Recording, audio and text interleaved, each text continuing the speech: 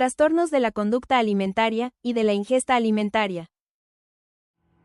Los trastornos de la conducta alimentaria (TCA) son trastornos mentales caracterizados por alteraciones persistentes en los hábitos alimentarios o en los comportamientos relacionados con la comida.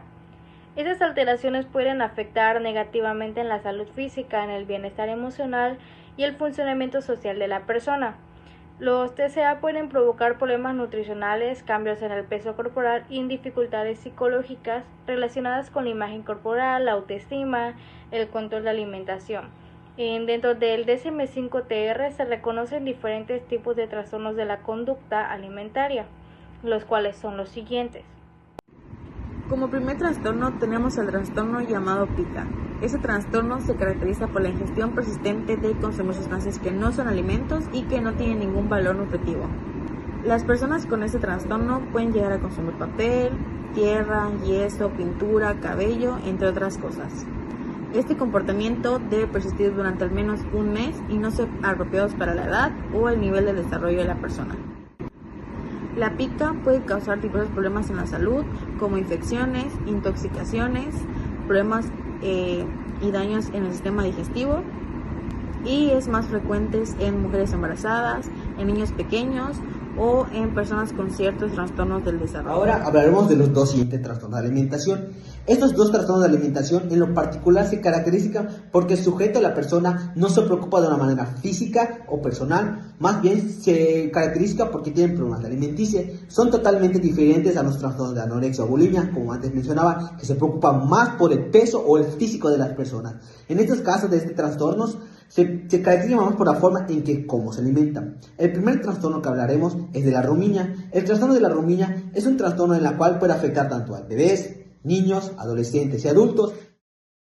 Este trastorno en lo particular se caracteriza porque al finalizar cualquier alimento, la persona suele regurgitar la comida.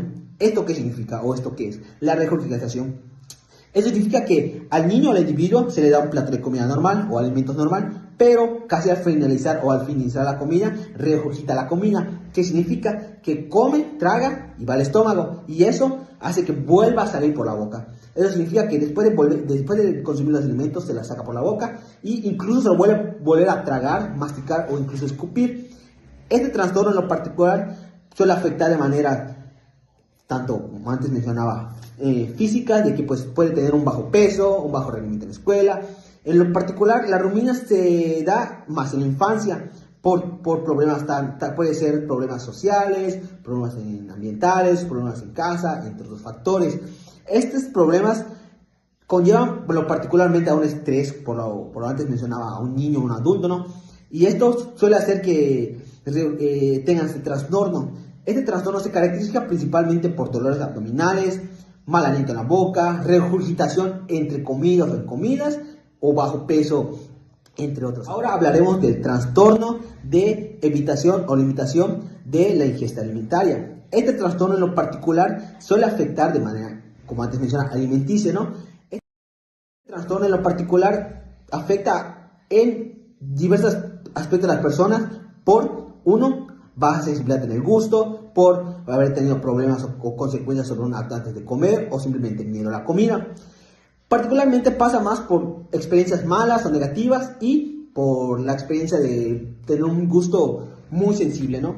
En particular, las personas que tienen este trastorno evitan cualquier alimento que tenga que ver relacionado con otros, ¿no? Un ejemplo de esto sería de que a una persona le gusta comer gelatinas o yogures, ¿no? Y en ese lapso de comérselo, siente un sabor que no le gusta, tal vez a tierra, no sé, algo que le desagrade, ¿no? Entonces, lo que hace esta persona es limitarse a comer todo lo que tenga que ver con yogures o flanes o entre otros, ¿no? Incluso del mismo color. Esto en lo particular puede afectar en la manera social, en cómo se puede relacionar la persona con la comida y entre otros factores, como es igual la misma de falta de vitaminas, bajo peso e incluso igual podría afectar emocionalmente a las personas. En lo particular, con este trastorno, como antes mencionaba, evitan cualquier sensación o particular con la comida que pues tuvieron una mala experiencia, ¿no? Evitan cualquier color y eso hace que pues en lo particular no consuman o no tengan los suficientes vitaminas o tengan un mejor desarrollo nutricional a causa de esto. En lo particular, estos dos trastornos se caracteriza, como antes mencionaba, ¿no? La rumiña se caracteriza por comer y volver a regurgitar la comida. El trastorno de limitación de la ingesta alimentaria se caracteriza por no comer. Esa es una pequeña, bueno, es la diferencia de uno del otro. Bueno, ahorita vamos a hablar sobre la anorexia nerviosa. Este trastorno está caracterizado por una fuerte restricción en la ingesta de alimentos, además de tener conductas compensatorias en algunos casos para esta pérdida de peso. Esta pérdida de peso se va a ver a la larga y es un efecto muy prolongado de este trastorno. Bueno, la pérdida de peso está relacionada a una relación edad-peso, en el cual es a partir del 15% debajo de su peso corporal normal a un 18.5% en casos demasiado extremos. Las personas que tienen anorexia siempre van a estar acompañadas de un miedo muy intenso, pero este miedo que es a subir de peso. Además de que ellos tienen su distorsión muy alterada. Pero ¿distorsión de qué? Es una distorsión a su cuerpo. O sea, ellos ven una imagen que no es nada lógica de su cuerpo, porque ellos están muy delgados por la pérdida de peso que tienen, y ellos se perciben de una forma que pueden tener sobrepeso y pueden tener en algunos casos una obesidad, pero es una imagen que no existe. Ellos siempre van a ver algo que no existe de su apariencia física. Bueno, la pérdida de peso de las personas anoréxicas viene muy prolongado de ellas.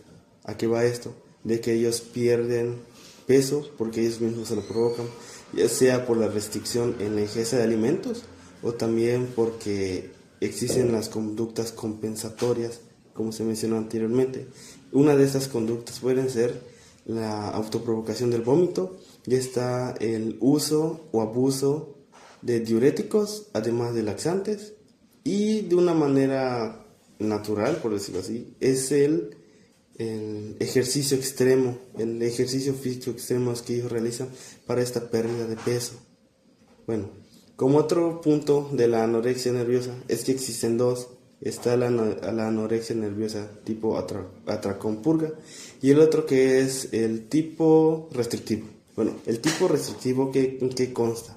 En que el anoréxico, en este caso el paciente, va a dejar de comer, ya sea a partir de días, incluso puede dejar de comer por semanas.